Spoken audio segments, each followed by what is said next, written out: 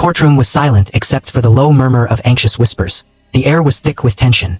Thomas Blake, a man in his mid-30s, stood in the defendant's box, hands trembling, eyes fixed on the floor. The prosecution painted him as a criminal, a man who had committed a crime he didn't commit.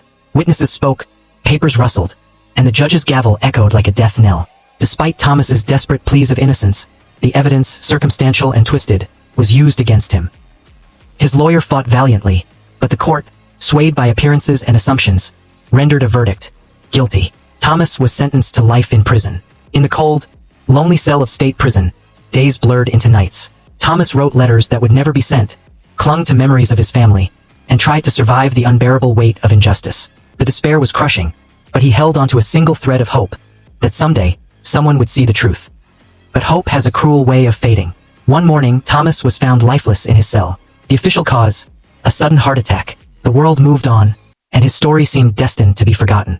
Years later, a diligent journalist, investigating the case for a documentary on wrongful convictions, discovered inconsistencies in the trial records. Key witnesses had lied under pressure, evidence had been mishandled, and the real culprit, someone hiding in plain sight, had never been investigated.